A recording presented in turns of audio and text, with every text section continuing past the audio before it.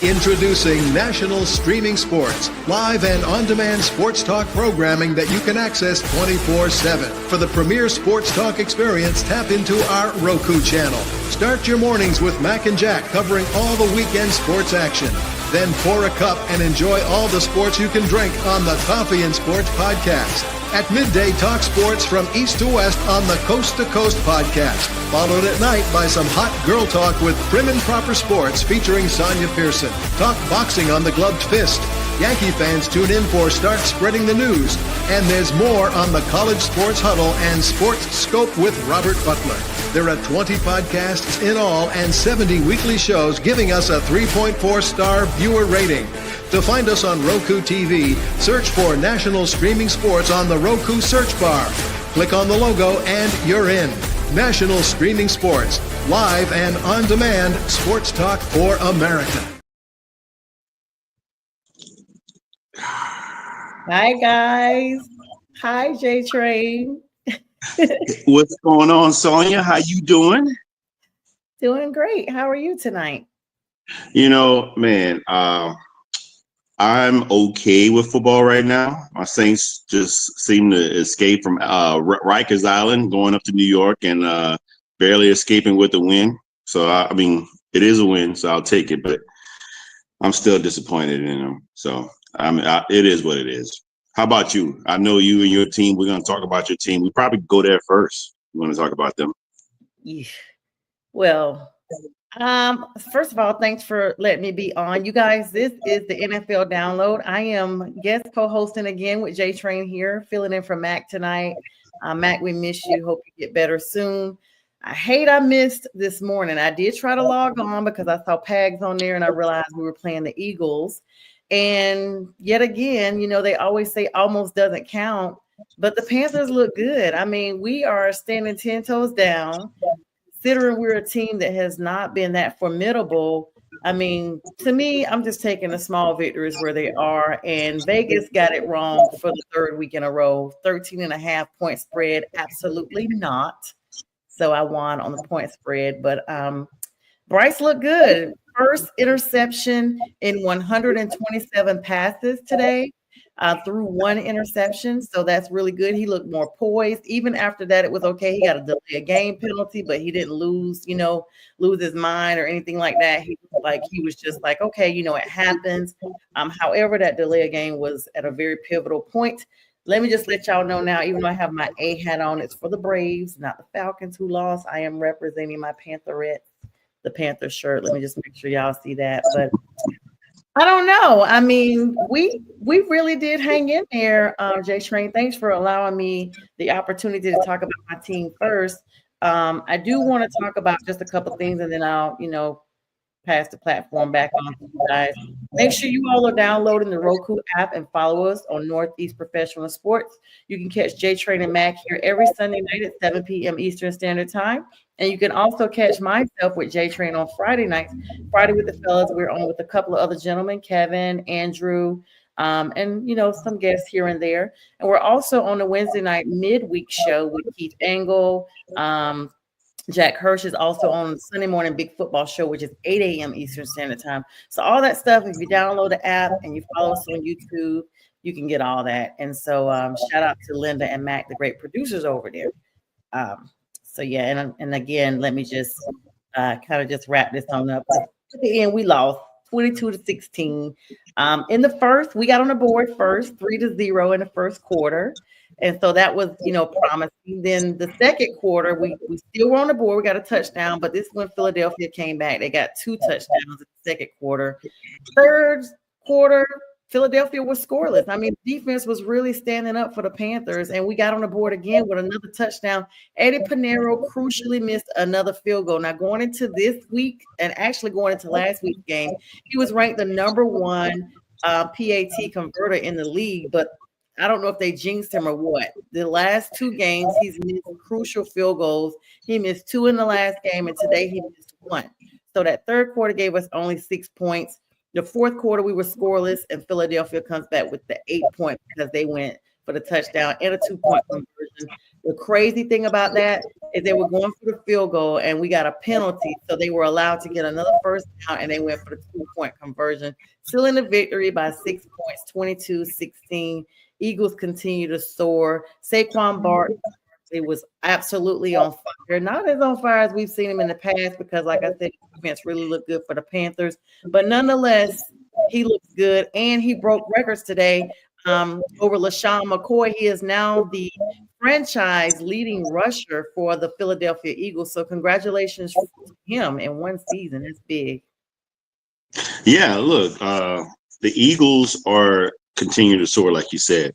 Jalen Hurts had roughly 108 yards passing, 2 touchdowns, and 59 yards rushing, and 1 TD. But Barkley had 124 yards rushing. He's still continuing his path on to possibly breaking Eric Dickerson's single season rushing record of 2,105. So he's having a phenomenal year. I mean, look, he's soaring and the Giants are pouring.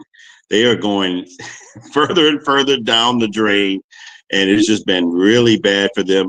That was a debacle for allowing your best player to go to an in-division rival that's really good, like the Eagles. He just makes his team better.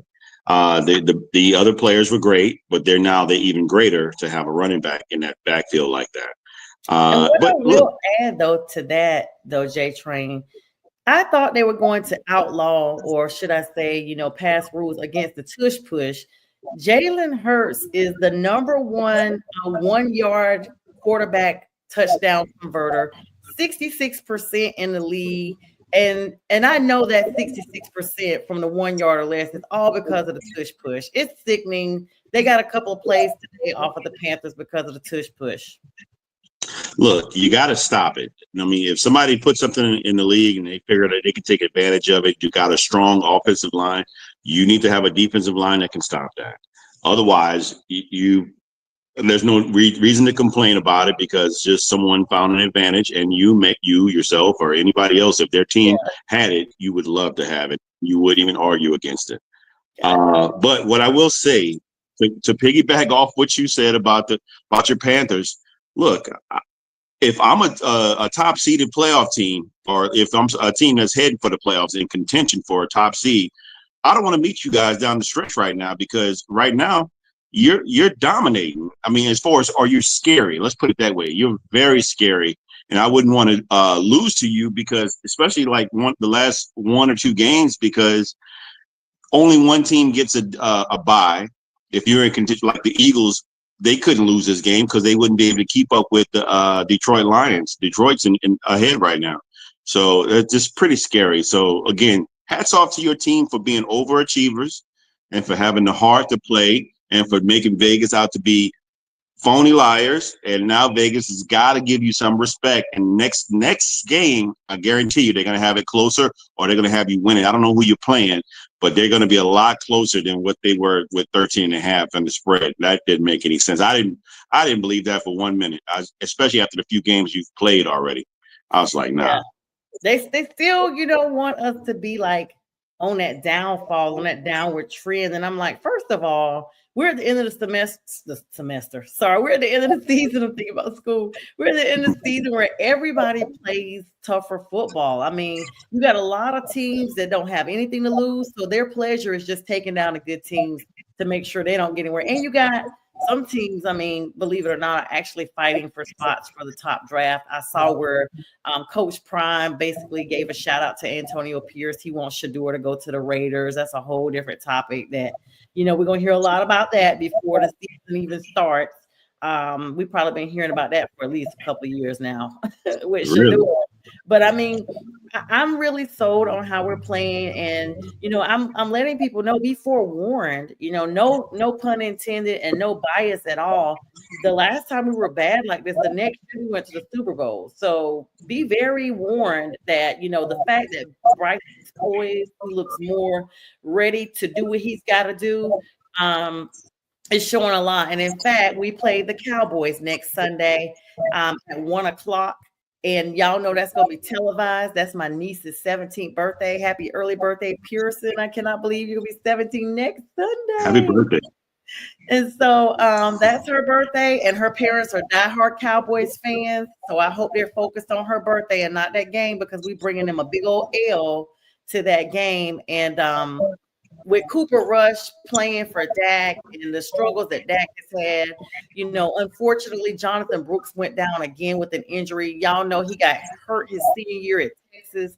And so this was literally like only a couple of, maybe 3 games that he's debuted this season that he's already back out. No contact injury, back out, no actual word. I think there was a little bit of a word before I jumped on here. Let's see, Jonathan Brooks carted off with a non-contact knee injury. Looks like this could be a re-injury from that torn ACL that he had. So hopefully not, but I mean, we see it all the time, J Train. And of course, then we had Raheem Blackshear that has an injury. He had a chest injury. Hopefully it's something minor, but big loss. Adam Thielen, shout out to him, big playmaker today. Moton, who actually his dad played for the Eagles 30 years ago. And a fun fact before we pivot to the next team, Bryce Young was actually born 12 miles from Lincoln Stadium. He's a Philadelphia native, but he was raised in Cucamonga, LA, California. But he was born in Philadelphia. So, he's kind of home today.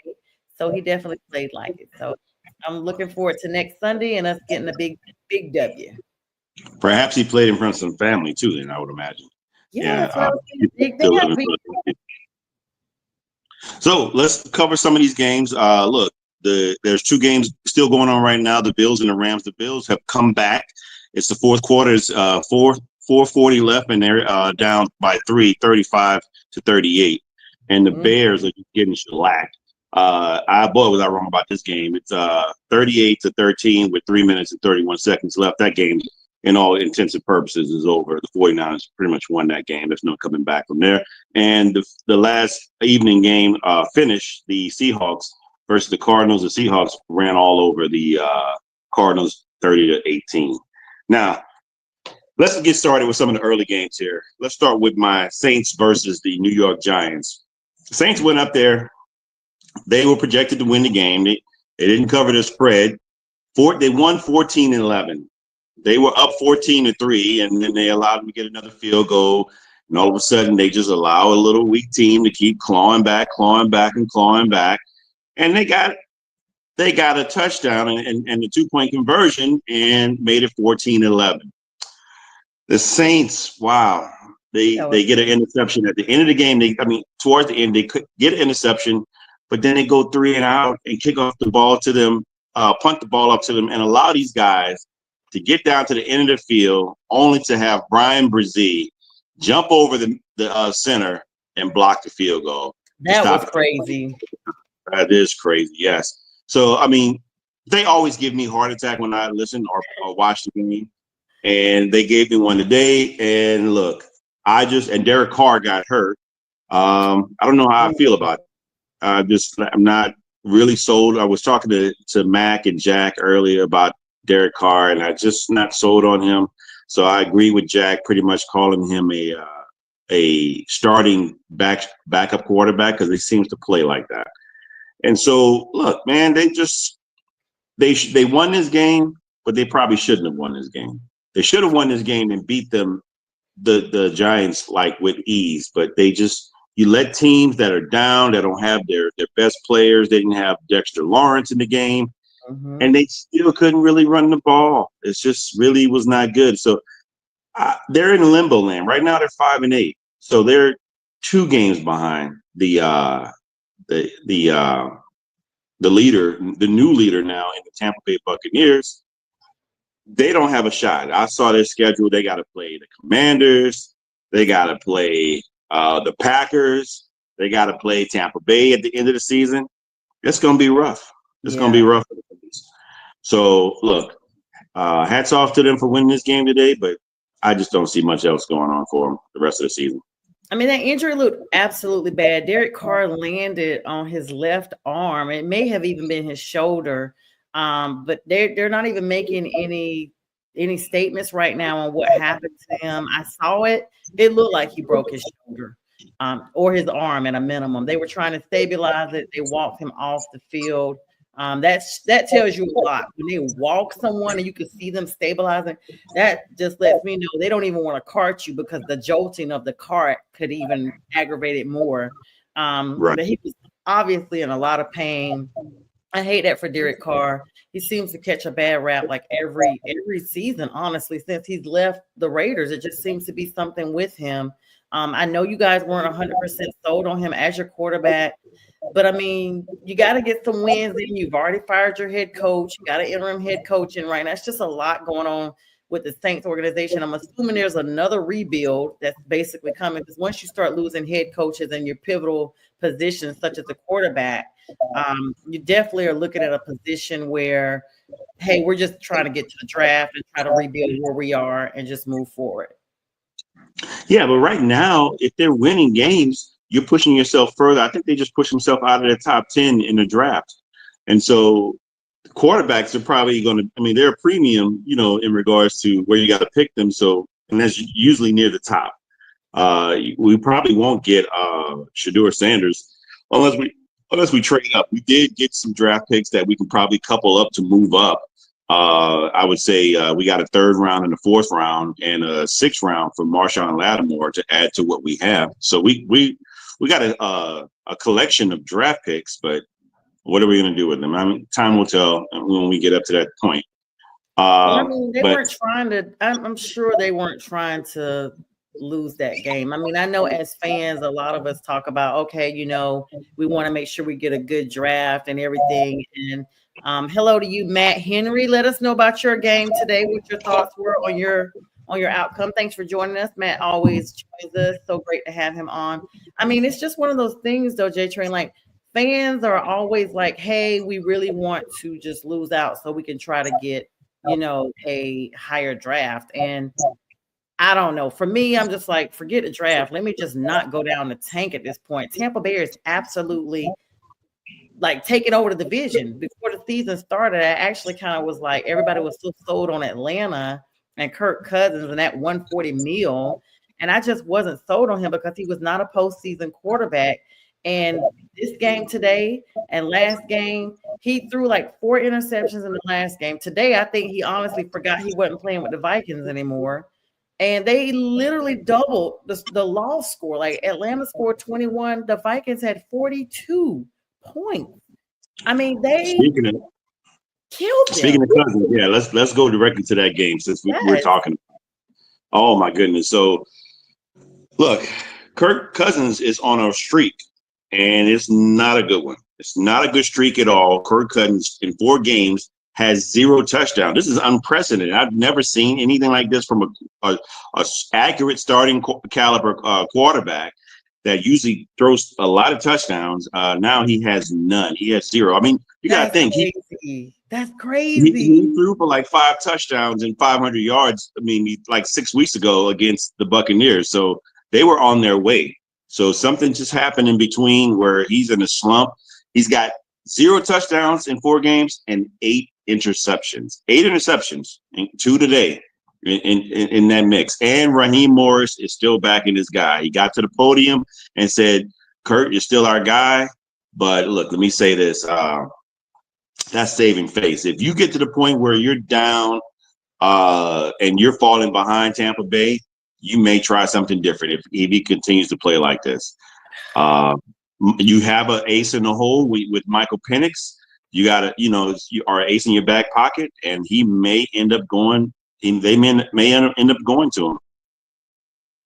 Yeah, I mean, everybody kind of second guessed when they drafted Michael Penix Jr. And let's be clear, J Train, Michael Penix Jr. has had injuries to every quadrant of his body. Like it was exposed during the combine. Before the combine, he's had like major issues in his arms and his legs. I mean, everywhere but his hairline. This gentleman has been injured. And he was picked higher than what everybody thought, and, I get everybody's got the, big Phoenix energy and all this stuff from college, but we always talk about the acclimation to the league. do the Falcons go ahead after this homecoming of sorts with Kirk Cousins in Minnesota? I think they really probably wanted to just play Penix today, but just save face because Kirk was at home, with the Vikings. But I think going forward, we may be seeing, even though Raheem comes out and says, hey, this is our guy, you and I both know they may say that on Sunday, but come the next Friday, you're getting a different story from the play line. Or come Monday when they're watching film. Look, or when they're in the quarterback room, they may come out Monday, Tuesday, Wednesday, or they're probably playing possum, so no one knows what their plans are. So they don't have a game plan for Michael Penix. They're going to typically have a game plan for Kirk Cousins. But look, Kirk Cousins, he threw for close to 300 yards. Or did he throw for 300 yards? Yeah. I think, today's game, he's been putting up the yards. Yeah, he threw for 344, but he had no touchdowns and 2 interceptions. Bijan went off his usual numbers, were 92, 1 touchdown, and a few reception yards. And Tyler Algier ran for 63 and a touchdown as well. But on the opposite side, Sam Darnold is doing his thing. Sam Darnold had his career highs against the Falcons. I mean, he had 47 yards and 5 TDs, 5 touchdowns. I mean, Jordan Addison is balling right now, 133 yards, 3 TDs. Justin Jefferson had 132 yards and 2 TDs, and Aaron Jones had 84 scrimmage yards and a touchdown. These guys are just lighting it up now. If Sam Darnold can continue the trajectory that he's going, the Vikings, I mean, they have to. They have to. You got the Green Bay Packers and the Detroit Lions, your adopted team. Ultra competitive division.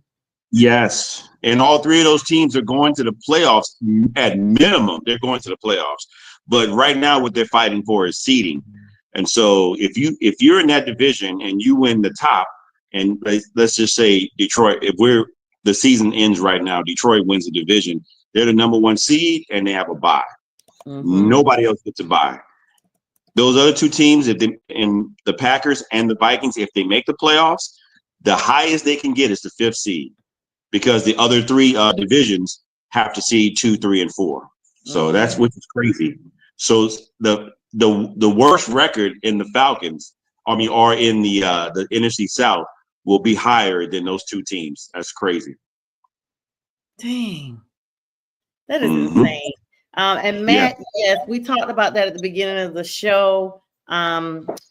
You guys, this is going to re-air at 11 p.m. Eastern Standard Time right here. So if you're coming in now, you'll get to see the replay at 11 p.m.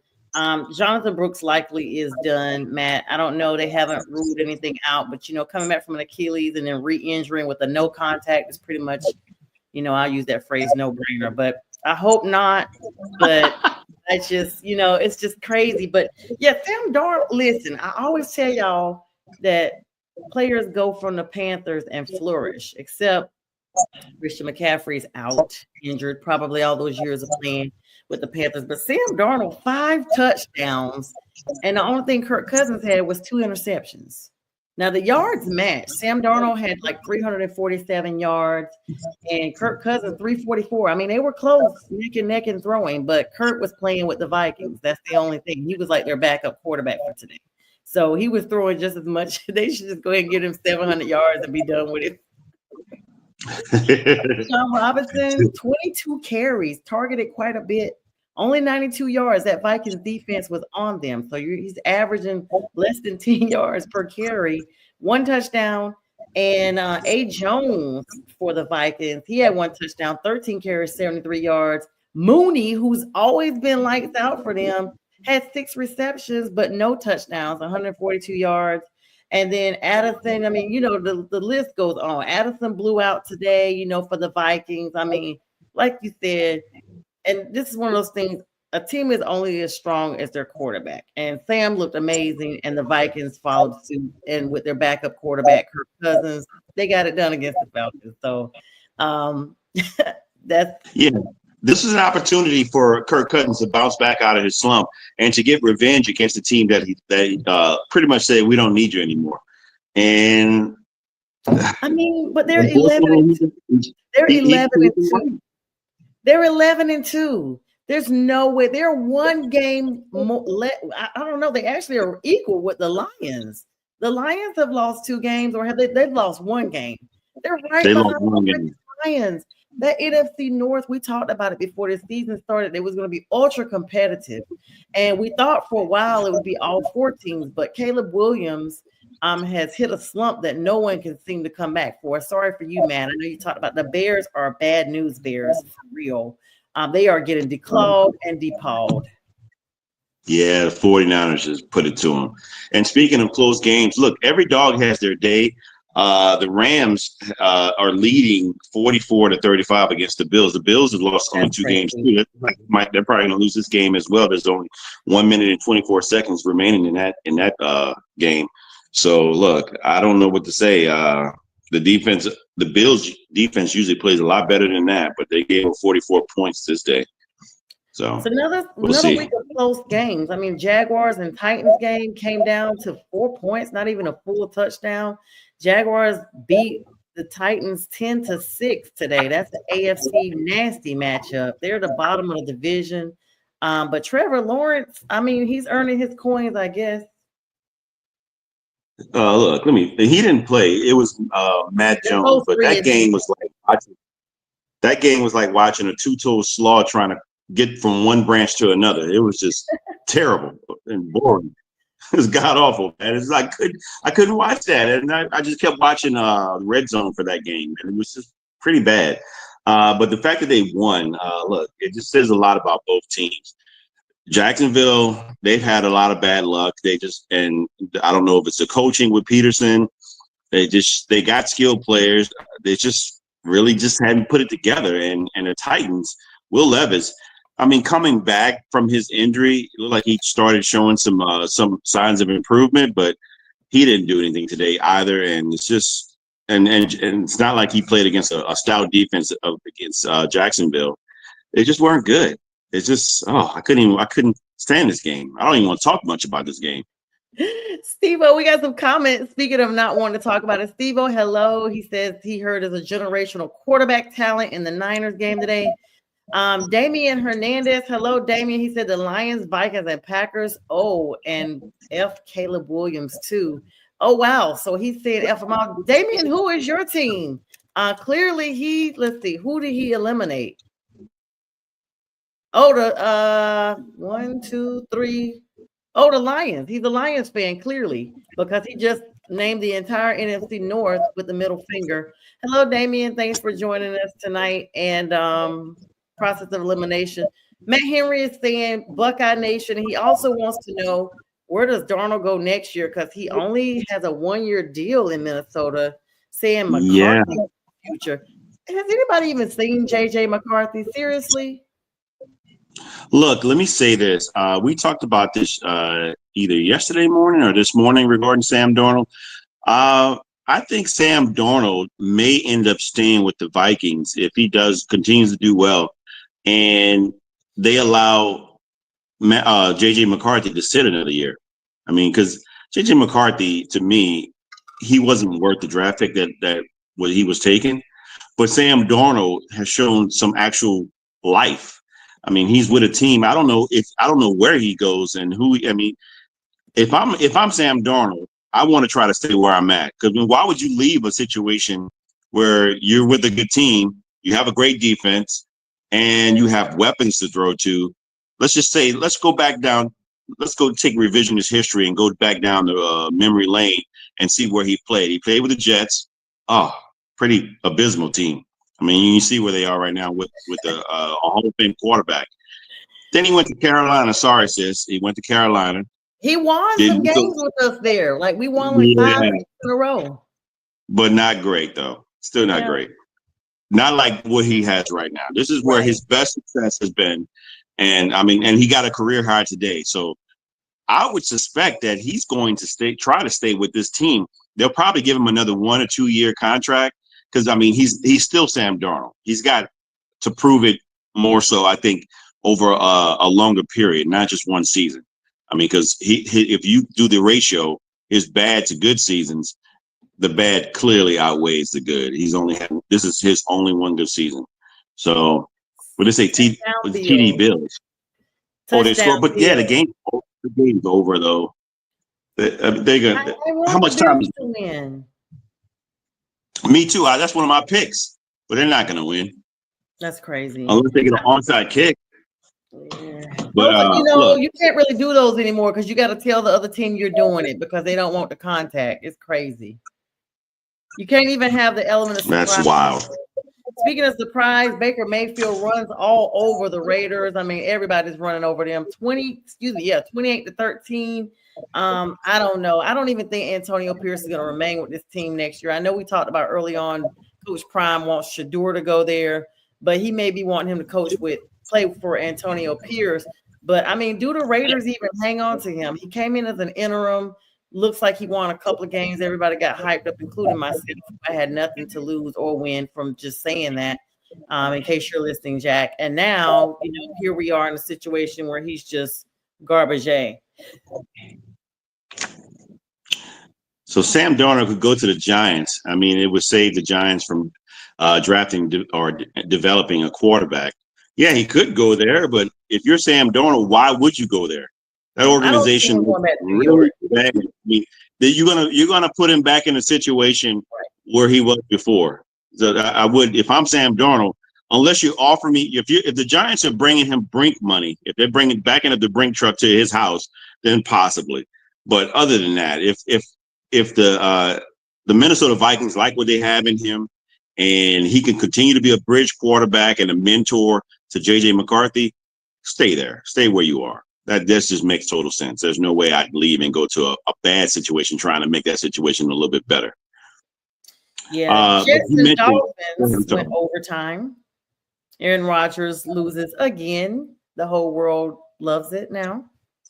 Jack. And Jack was definitely, he was trying to focus on the game, and they were winning. They were up 26-23, man. And then they allowed him to come back with 52 seconds left. They're up 26-23, and this guy runs a 42-yard kickoff return, get them to the 45.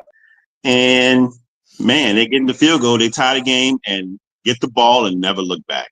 They score a touchdown. Quarter, but the last one. Say it again.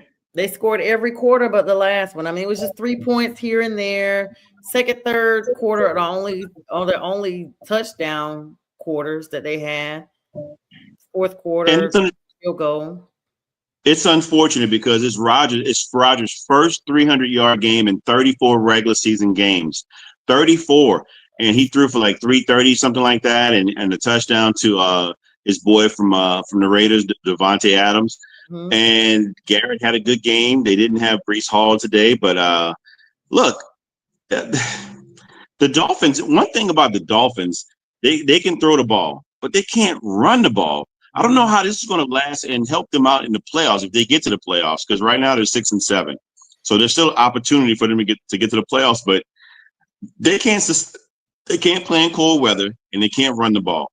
So even if they do get to the playoffs, they're going to have a hard time. It's going to be tough sledding for them, literally, if they go to some place where there's snow.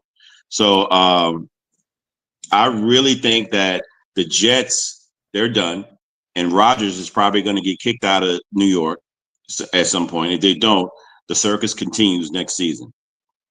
But it does. It does. It is a straight up circus there.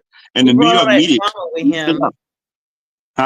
He brought all that drama with him, and now Green. So you know how it is. Like once a player that's really just the worst leaves, then the other franchise starts talking about him. Now you hear all the Green Bay fans talking about how he was just self-centered and all this stuff. But we didn't hear that as long as he's there. You know, he's basically Jesus Jr. while he's with the Packers. But now they're like, "Yay, Jets, your problem now." I mean, we hear that a lot when it's players that have tainted the locker room, which is what Aaron Rodgers has done. And I mean, to have such a pomp and circumstance around him. I mean, I remember them being on Hard Knocks, and they I just watched a few episodes. Just the attention around him was just literally nauseating. And he just was like, he's basically like, I'm Aaron Rodgers, I'm over here, and y'all are all the Jets over here. So like Gladys Knight, and you're my pips. And if you don't sing on my cue, you know, off with your head, and he starts getting coaches fired and all that shebang. David Ruffin and the Temptations. There you go. I don't feel bad at all for Aaron Rodgers. He had 339 yards, enough yards to do something big, and he did. He took a big L. So Damian says, I don't think AP should get fired. Yeah, the Raiders aren't playing good right now, but it's not his fault. He was thrown to the Wolfpack with a bunch of nobodies, but Max Crosby, and he's a rookie head coach. Yeah, that's true, but this is his second season.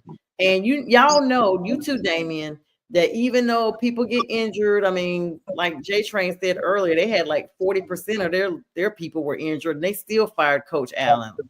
It happens. And so we as fans see it one way, but in NFL, it stands for what? Not for long. So if you got a job today, tomorrow you may not have it because it's all about the money. And to go back to what you said about Aaron Rodgers when he was at Green Bay and no one was saying anything about him at that time, they weren't saying anything about him because winning cures all. If you're winning, it hides, it masks any type of dysfunction. And so, you know, if everybody's happy about those wins, it's all kumbaya. But if someone leaves and they're taking that dysfunction with them, or things aren't like what it used to be, everything comes out the woodwork. Everybody starts singing like birds. Yeah, look how they doing Saquon. It's really because they mad because he's winning. But I remember seeing like this part on Hard Knocks. It's almost like these teams go on Hard Knocks, all their businesses out there, then they trade like major people. You know, the owners had an opportunity. Do you want to pay Saquon or do you want to pay Jones? And y'all decided to pay Jones. And you still ended up getting rid of Jones, and Saquon's gone. So now Saquon is soaring, literally, no pun intended, with the Eagles. He's breaking records. He looks happy. And geographically, Philadelphia is right down the road from New York. So talk about competition, not only just in the same division. Geographically, they were an hour, 45 minutes to an hour off I-95 from each other. So this already got like a rivalry outside of the sports arena. But yeah, kudos to the Eagles. Last year, they looked really good, and then they took a downward spiral. Looks like this year, whatever they were going through last year in the locker room, even Sands, Jason Kelce, and Fletcher Cox, who left and retired during the offseason, looks like these Eagles are on track to stay sky high. Oh, I agree. I agree wholeheartedly. And my picks for the NFC Championship is the Giants versus the Eagles. Excuse me. The Lions versus the Eagles, not the Giants. The Giants, that's on the video. For all you Giants fans out there, sorry, I didn't mean to get your hopes up. For the draft, you come out for the draft competition. That's what made you think about Giants. That's what yes. But I'm the Lions versus the Eagles, and I picked the Eagles early in the beginning of the season to beat the Lions to go to the Super Bowl, and I picked the Eagles to beat the Kansas City Chiefs. We'll see. I mean, I wouldn't doubt that the Lions would have something to say about that and actually win that game, but I'm going to stick with my pick since I picked them. And I'm picking them to win it all, and when they do, I'm going to go get a shirt. And I wouldn't be mad at that because the Lions, I was a fan way back in the day of Barry Sanders, still a fan of him, and I like to see the Lions do something this season or the next, and they have the opportunity to do it over the next few years because they drafted well. And they got some really key free agents, and they got an inspired head coach. You just really can't make that up. That's just real. That's real hard. And when you see people like Jared Goff talking about Campbell as the best head coach he's ever had in his life, his whole career, that's saying something because Jared's played under Sean McVay. He's played under some other coaches, and for him to say that, it speaks volumes about who Campbell is as a person. And believe it or not, Jared Goff is actually the second highest rated quarterback right now, only behind Tua Tagovailoa, who's number one, believe it or not, in their ratings. I think they're both in the 70% market. So, it's just what it is. And Damian says Washington might be in the Super Bowl. And you know what? I wouldn't sleep on the Commanders. I don't know if they're going all the way to the Super Bowl, but they're definitely comparable for competition with that division. Well, let's just say this. Washington is sort of peaking right now. Washington has far exceeded expectations of what their season was supposed to be, coming in with a rookie quarterback, a new head coach, even though Dan Quinn has experience and playoff experience, going to the Super Bowl, mind you, with Atlanta, even though they blew that 28-3. I hate to tell people about that. That can't be on his resume. But he does have experience. He's a good defensive coach, defensive coordinator as well. So, and they look good right now, but they had a few losses here. I think they peak, but that's a team I probably wouldn't want to see Damian in the playoffs. I wouldn't want to see them in the playoffs in the early wild card round, because they might be a team that can take one of those early teams out. But I don't see them getting past a Lions team or an Eagles team. There's no way. There's no way. And talk about no way. There's a tale of two cities, 3-10 versus 10-3 record. The Pittsburgh Steelers versus the Browns. Get your bags back out, Browns. You guys had a lucky win against the Ravens, but it just must have been one of those things where a broke clock is right twice a day. You're back to your same losing streaks. Jameis Winston looking like he does. 212 yards, 2 interceptions, and 2 touchdowns. So half and half. He was mocked as saying last week after his other interception fiasco with his last game that he prays that the Lord just removes his interceptions. Like he just wants to overcome the interception demon. 24 for 41 completions, not good at all. Russell Wilson, meanwhile, Justin Fields, where are you? Russell Wilson is definitely the quarterback of the Steelers and the franchise future for that organization. 15 for 26, 158 yards. So these yards are low, y'all. That means the defense was really, really high on both sides of the ball. But 2 touchdowns. Najee Harris, 1 touchdown. Fairmouth, 1 touchdown. I mean, you get a ball, you get a ball. Judy got a touchdown for the Browns, and so did Nick Chubb. Not with a touchdown, but just only 11 carries and 48 yards. 27-14. They almost doubled the score of the Browns. Browns are now 3-10, and Mike Tomlin's Steelers, for like the 17th season in a row, are going to be playoff battle with a 10-3 record. Like, wow. Yeah, so Mike has been known for never having a losing season, but this is a season where they're not even just concerned with having a winning record, but they're concerned with actually being in contention for not just the playoffs, but for the Super Bowl. Because when you look at this team, they're solid all across the board. They're solid in their offensive line. They're stout. They have an excellent run game, and they have a really good defense. And this is what you need to be successful in the playoffs, especially if you're playing on the road. You might be playing in some cold weather. They're suited for that because they play in cold weather. And Russell Wilson is just the top of the head of this big body here. Mm-hmm. He's got this team in the right direction. I wouldn't maybe I could say Justin Fields can sit and learn under a quarterback like Russell Wilson. He's not only a quarterback, but he's their leader. He's the unquestioned leader. It shows on and off the field. And when he talks, people might not like him for who he is. People might think he's a little preachy and all this other kind of stuff. But when he speaks, he lives it. He's not just talking. He's actually doing it, and you can see it. And so whether people like him or not for that, who cares? If he's winning the games, he's playing, he's the old Russ cooking like he used to cook. This is what I want. This is what I want to say. Danger Russ is cooking, and I'm all for it. And I got them as Jack asked me earlier on the Big Football Show if I had to pick a third team that's like a bronze team, who would I pick? And I picked the Steelers. At first I picked Kansas City and then Buffalo. And then number 3 would be the Steelers. And unfortunately, I don't have the Ravens in that mix because they seem to be a little bit streaky. They are very streaky. Yes, they seem a little bit streaky. And maybe they get it together when they get towards the end here. They string a couple of wins here and then get to the playoffs and start doing things. But I'm liking what I see with the Steelers, and I think they're going to go pretty far, at least divisional round. I will say when they first, Russell Wilson comes in, you have these ebbs and flows of all quarterbacks. Sometimes they stay down in the gutter. Sometimes they rise back up. I love the way he has literally redeemed himself with this organization, especially with the stint he had in Denver. that could have very well tarnished who he was, especially coming from Seattle and, going to the Super Bowl, all that good stuff with that organization. And then coming in and now, he did get a ring with Seattle, right? I have to remember. Absolutely. They should have had two. Should have had two. Should have had two. Yeah, they played the Patriots and was on the 1 yard line and threw the interception, rushed for the interception. Yeah, so he went to Denver. It's kind of like, you never miss what you had until it's gone. He went out there and went through the boot camp of Sean Payton. They didn't get along. And I say boot camp because it was literally like grueling, heads bumping, personalities not meshing. He goes to Pittsburgh.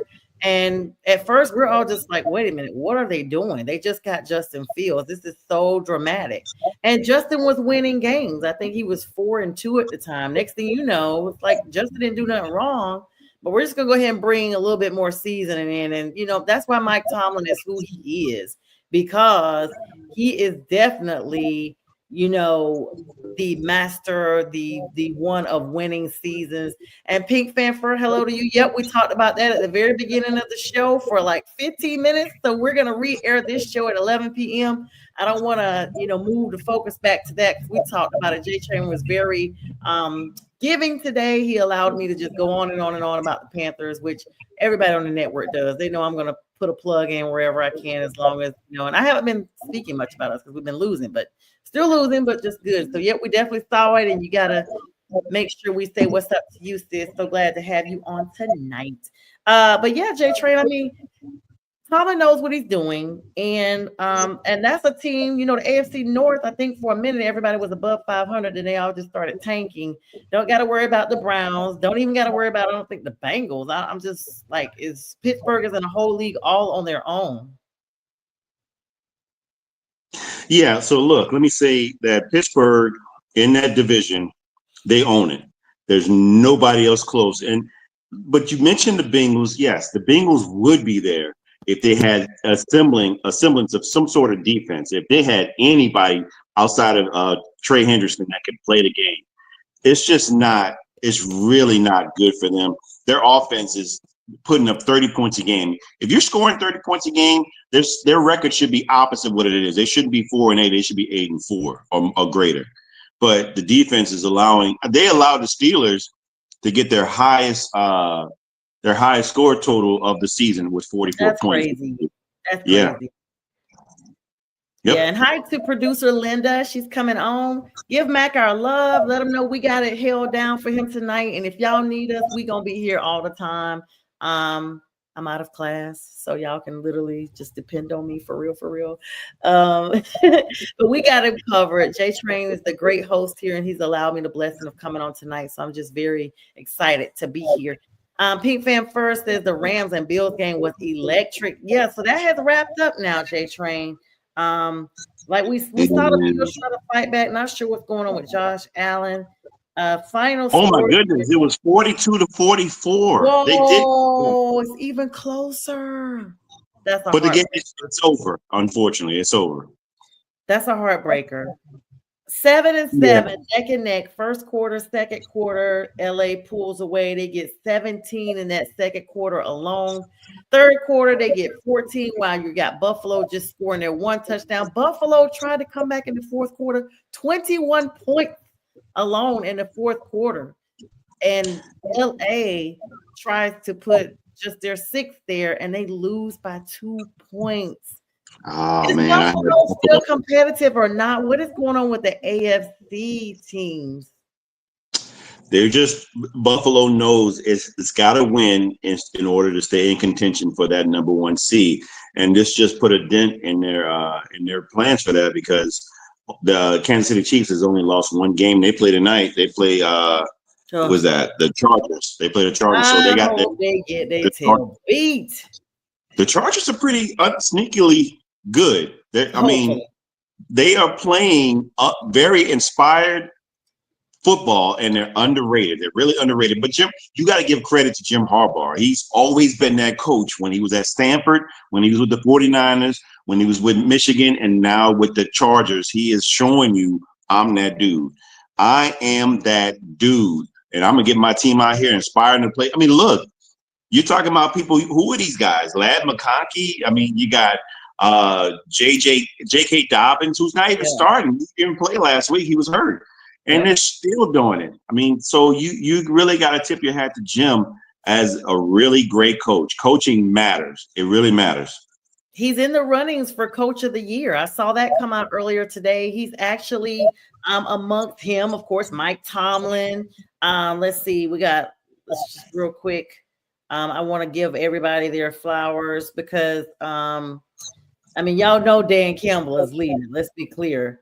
Dan Quinn's in there. Dan Quinn's in there. Is there. Yeah, we might be naming them all so far. I think there's about 6 coaches that they've got up there. Of course, last year was Kevin Stefanski won for the 2023 season of the Browns. What a difference a year makes.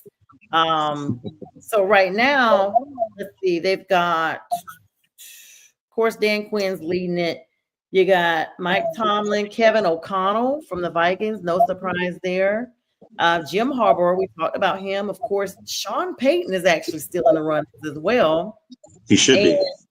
Dan Quinn, Sean McDermott from the Bills, even though I don't know how long that's going to last. Matt LaFleur from the Packers. Mike McDonald from the Seahawks. Wow, okay. And Andy Reid, of course, the Chiefs. Those are rounding out your, 6, 9, 10 candidates for head coach. To me, my pick would be a guy that's turning a team around from scratch. Somebody like Jim Harbaugh or Dan Quinn, because those teams were horrible prior to their arrival. And to me, and Sean Payton possibly. I mean, he's got one. He got a coach, and they got a really good defense. But he's got a quarterback, and they got a really good defense. But yeah, I would really, really, really prefer to see a coach that doesn't have really much to work with, and they're doing what they can with the best they can with what they have. I mean, but do they have to win to show improvement? Would you say that they have to be winning games? For sure, absolutely. Okay, so I guess that's why Dan Canales is out for the Panthers, because clearly, y'all, let me just put that plug in. Dan is doing things he's doing things on both sides of the ball. He is not a new coach because he came from Tampa Bay, but he's definitely, we weren't so sold at first, but as time goes on, we've seen huge improvements on both sides of the ball, especially because they have not moved a lot of people around. It's the same people, so it's got to be coming from coaching that we see the improvement. But yeah, Jay Train, those people are up there now. What else is going on in our news tonight? Well, I mean, we can go back if you want to talk about. I think we covered this Friday night, the penalty for the late hit. Or the hit on the quarterback. Oh yeah. So I don't know what the resolution is to that. Everybody has these big campaigns, and or we want to call attention to this or attention to that. But you have these off-season meetings with the Players Association and the league.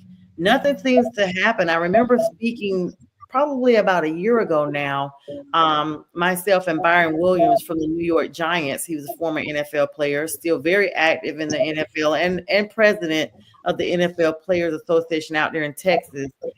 He talks about how they were talking about one time getting refs that actually are former players so they can bring more awareness to these types of calls, to the challenges. For instance, you see plays that go down and for a fact that's a catch, or for a fact that's a target, or for a fact that that's an offside, and it's missed and they're in critical, points of the game. Some people say, hey, if you play well the whole game, you don't have to worry about one thing being the deciding factor. But sometimes it can come down to that. I mean, Jay Train, you guys experienced that against the Rams in the NFC Championship game back in 2018, and you missed the Super Bowl because of that. Yeah, I mean, look, that still haunts me to this day. And I know the Saints have had opportunities, and look, they still had an opportunity to win that game, even though that call, it wasn't like the game ended after that call was made, but we had a chance to close that game out with the last remaining seconds in regulation to be able to kick a field goal and win the game. But that's neither here nor there. It's gone. But in this situation with this guy, I mean, look, I think the argument is that Trevor Lawrence slid late. He slid late, and then the guy hit him, and now he's suspended for 3 games. And if I'm not mistaken, if you're suspended for 3 games, that takes your pay away as well. So that's taking money out of his family's life. I mean, I don't know this. He's probably not making like prime money. I mean, if you're in the league, you're making really good money, but to take money away from somebody who's trying to, take care of their family and everything like that. And if it's not really his fault, like I said, I mean, you got pundits, you got former players, everybody's saying that Trevor Lawrence slid late. And that, what is the guy supposed to do? The rules have changed to really support the offensive side of the ball. And it doesn't help. You can't hit a guy lower than what you used to, which I'm all for. You can't hit a guy lower. You can't hit him in his head. I'm all for that too. But guys are trying to do what they're supposed to do. But now quarterbacks like Patrick Mahomes are taking advantage instead of them running out of bounds. And so when they know the guys, Pat Mahomes is good for this. He'll try to run out of bounds and fake like he's going to run out of bounds. So the guy slows up because he knows he can't hit him and then just takes off down the field. So what am I supposed to do if I'm a defensive player? Like, I couldn't hit him, but here he is winning games because he's taking advantage of the rule changes. Mm-hmm. So, it's just there's no happy medium here. So they got to figure that out. They got to be able to protect not just only the offensive players, but you got to protect the defense as well. And I don't mean just by hits, but I mean by them being penalized and, again, taking their money away for things that might not be their fault. Yeah, and they pay. A lot of people don't realize. I've watched like 30 for 30. A lot of players go broke because what we don't realize, okay, we see this $1 million figure that they're getting, but they pay taxes in every city that they play in. So when they're playing in California, which has a very high tax rate, or New York, which has a very high tax rate, or even the Miami area, they are picking up a lot of money, that is coming off. So we might see 1 million, but by the time it's all over, it may be like maybe $250,000. Like it may be a lot of money that is coming out. So for them to be suspended, you would think that they would use a little bit more, discernment and just all about advocating for your fellow player. Like, yeah, I get the competition and stuff like that, but who would want to go out and injure your brother in the game? Like, this is all a part of a family. They always say football is family. Why would you deliberately try to injure somebody or take them away from what they do for fun and for, financial support? Why would you do that? Like, it cannot be that much hate out there to do something like that. So we definitely, have to be engaged as fans. Maybe sometimes they say the fan is the most powerful player. Sometimes as fans, sometimes it takes us to call out certain things. And hopefully in doing that, maybe 3-4 years, maybe 5 years. I don't know how long it will take. We've been talking about this since Cam Newton was playing back in 2015, like 2011, all those years. And we are like 13 years removed from that at this point. Chargers and Chiefs are coming up tonight. That's going to be a good game. We talked about that. The 2 CHs. Who you got in that game? Look, I think there might be an upset here. The Chargers have the opportunity to be able to win this game. They got a really good defense. Patrick Mahomes is susceptible to throwing interceptions. They got 4 out of Kirk Cousins last week. They maybe could get a couple out of Patrick Mahomes tonight, but they're playing in Kansas City, so I think the Chiefs are going to win. And especially the Chiefs want to separate themselves from Buffalo with that loss tonight, so they can do that with a win tonight. I think they're going to win. They're probably going to do that. And they actually do kind of agree. Sometimes they can be pretty soft on some of these rules, but at this point, you want to make sure that people can come back and play other games. I think that's what the bigger picture is, not just about them being soft. And the Pink fan first said some of them do have underlying behavioral issues. We've seen that all the time now. As we got like literally a minute to go, we got tomorrow night's game at 8:20, the Bengals and the Cowboys, another messy fest, 5-7 Cowboys, 4-8. I cannot believe the Bengals are 4-8. Joe Burrow, what is going on? Whew. Well, it ain't his fault. Joe's leading the league in yards and touchdowns. He's got 30 touchdowns and 5 interceptions. You can't do – if you're playing like that on an MVP level, your team should be winning. But it's the defense that's just poo. They are poo, poo, poo, poo. Garbage. Straight stink. They garbage, man. I don't know what to say about them. It's just you're really hurting your team. Offensively, Jamar Chase, T. Higgins, man, they balling out. But you got to ball out, continue to ball out just to get closer to a 3-point game. You lose, you're putting up 30 points. Somebody's going to put up 33 or 34, 35, 40 because you can't hang with them. Your defense can't hang. It's just bad. But I pick Cincinnati to win this game. Dallas is just horrible. I don't think they're gonna hang. They can't handle the track meet on this one. They can't handle it. Hi to you, Yoli. And that's gonna be where we end it. I got the Bengals. They haven't been the same since Jamar Mixon, went to the Texans. But we shall see. J Train and I, it's been a great time tonight, J Train. And we thank everybody for the love. It's gonna re-air at 11 p.m. Join Mac and J Train every Sunday night, 7 p.m. Eastern Standard Time, NFL Download. I'll be on Wednesday night, Prim and Proper Sports, coming up 9 p.m. And also Mac and Jack show, a bunch of shows going on. J Train, any closing words? And don't forget Friday night with the fellas. All right, guys. We wish you a good night. Thanks for joining us.